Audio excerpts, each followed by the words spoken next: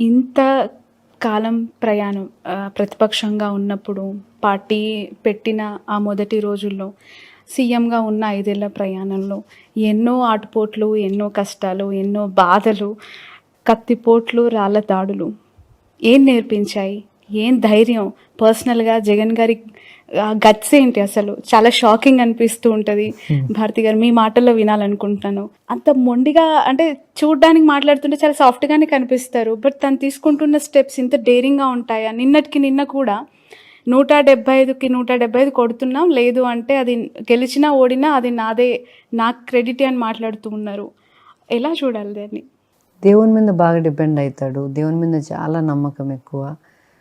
దేవుడు రాసి పెట్టింటే ఎవరు ఆపలేరు, దేవుడు రాసి పెట్టకపోతే ఎవరు ఇవ్వలేరు.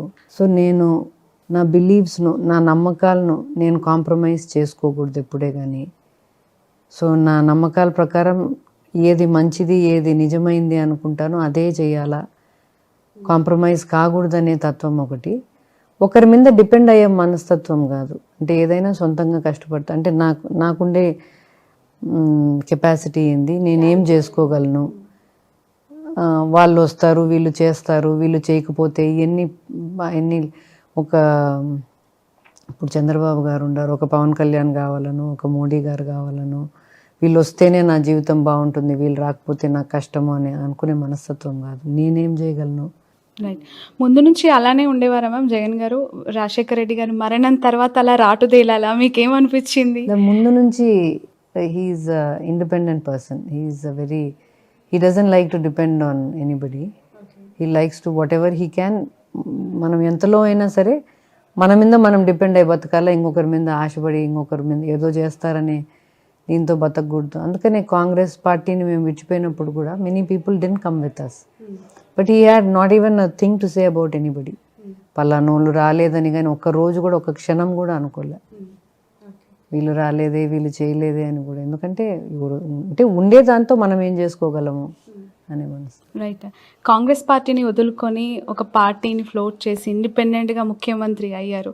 ఒక hero kind of journey, transformation Jagan గారిలో చూశాను. ఈ సక్సెస్ని ఇలా రాష్ట్ర ప్రజలు చూస్తూ ఉన్నప్పుడు ఆ పార్టీ మళ్ళీ ఇక్కడ పాగా వేయాలనుకుంటుంది. మీకు ఎలా అనిపిస్తోంది చూస్తూ ఉన్నప్పుడు ఈ సందర్భాలు? రాజశేఖర రెడ్డి గారి మరణం తర్వాత పూర్తిగా తుడిచిపెట్టుకుపోయింది. ఆల్మోస్ట్ ఆల్ అసలు జీరో ఇక్కడ కదా ఆ పార్టీకి సంబంధించి.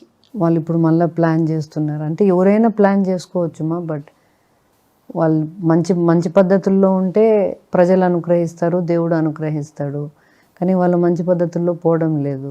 కాంగ్రెస్ పార్టీ రాష్ట్రాన్ని విభజించినప్పుడు మంచి పద్ధతుల్లో పోలేదు, రాజశేఖర రెడ్డి కుటుంబాన్ని వేధించినప్పుడు మంచి పద్ధతుల్లో పోలేదు. ఇప్పుడు కూడా వాళ్ళు మంచిగా పోవడం లేదని నేను అనుకుంటా.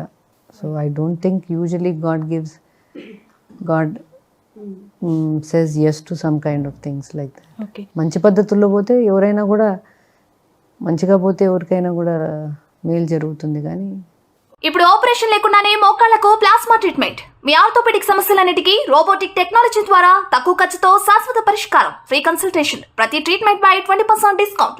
ఈ ఆఫర్ కొద్ది రోజులు మాత్రమే, త్వరపడండి. V9 hospitals 9281465842.